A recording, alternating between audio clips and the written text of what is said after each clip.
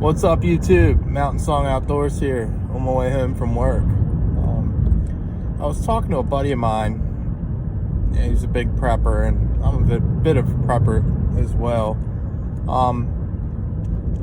And you know, for guys like us that are into, you know, EDC systems and go bags and bug out bags and all this sort of thing, to the common man, you know,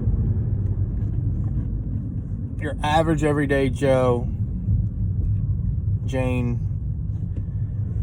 is going to look at all this gear and be like, why on earth would you possibly need that? Why would you have that? What's going to happen so bad that you would need that? And it's, for me, I'm a bit of a practical prepper. All right, I like to be prepared for the car breaks down, I can't get a hold of anyone, I got to trek home, or oh, I got a flat tire, or car breaks down, it's going to be 4 hours, you know, before someone can come pick me up. I got to stay warm. Or, you know, God forbid, an active shooter. Or, you know, it's better to have this stuff and not need it than to need it and not have it. And that's why I prep. It's not that I wake up every day thinking World War III is going to land in my backyard. I'm not, you know, sitting around waiting for the grid to go down or whatever it may be, but it's good to have some gear to get you to where you need to be in case anything would happen. And that's sort of why I prep. And, you know, earlier we were talking about the common man, the average Joe, average Jane. They just can't seem to fathom a reason why, you know, we would have all this stuff. And I'll give you a reason why. And this is a story about the one and only time I pulled a gun from my holster. And what happened is my family and I were out camping. We were in remote Appalachia in a state park, and it's a great campground. It's all primitive camping sites. So it's all tent camping. You get a fire pit and a picnic table, and that's it. The fire pit's made of stone. It's out in the sticks in the middle of nowhere. To get to this, you know, the campsite, it's you literally ride through the heart of rural Appalachia. And, you know, it's dirt roads, old stone and wood houses. It's, you know, it's a lot of drugs, a lot of poverty, you know, but it's absolutely beautiful. So we go camping there about every year. And the first time we went, we were camping in this site that was in a valley. The creek ran through it. It was a beautiful site, but to get to where, like I said, where we were at, it was all dirt roads, a lot of private land bordering public land, a lot of houses, you know, there. And so we sort of thought nothing of it. And we got our tent set up, got the fire going. We were cooking hot dogs or whatever.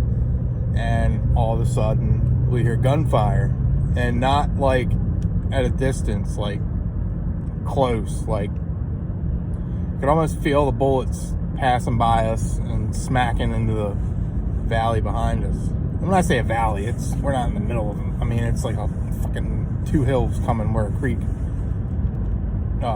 winds through. But so my immediate reaction was, everyone get the fuck in the tent. Stay down, get in the fucking tent. And we all ran in the tent. Of course, the kids were freaking out. My girlfriend, she's got a pretty good head on her shoulders, but she was freaking out. And I'm not gonna lie, I was too. I mean, nobody wants to go through that. And I didn't think anyone particular was shooting at us. I just thought people might have been out drinking a couple beers, shooting guns. It's a very common thing out there. Not that it's legal, but it is. And maybe they didn't know we were there. So that was my first kind of thought. So the plan was to hunker down in the tent, because, you know, you can hear and see anyone going in and out, but we're kind of back in the cut at this campsite, and we figured we'd hunker down and wait to see what happens. So we wait and we wait and we wait. And, you know, a vehicle drives by or whatever. and we don't hear anything after a while. And it got to the point where I got out, kind of walked around the site, shot my light in the woods, couldn't find anything, so I walked out from the site to this dirt road and shot my light up and down both ways, nothing. Walked down the road a little bit, and there was a truck sitting there, and that was it for the night.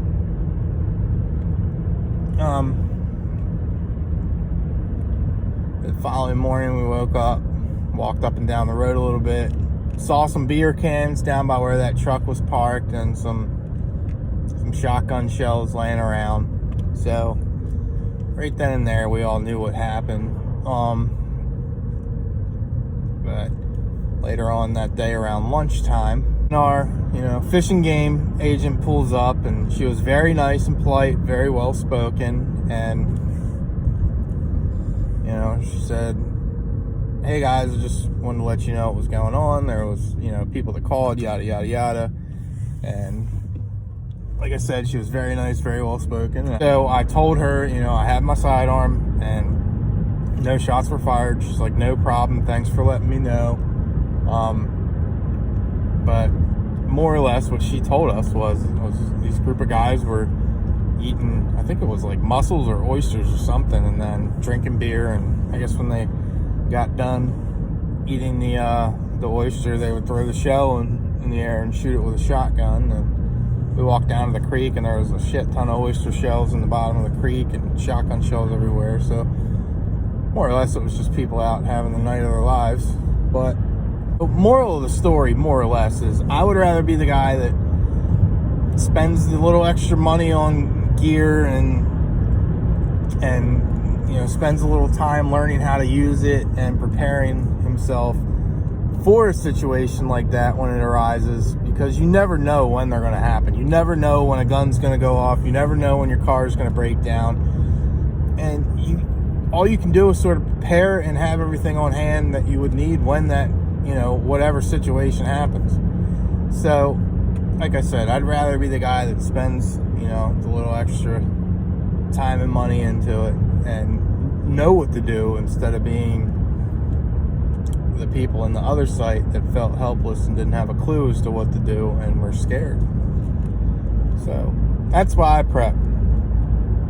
Practical preparedness, I call it. Nothing too serious, but you never know, so it's good to keep ahead of things.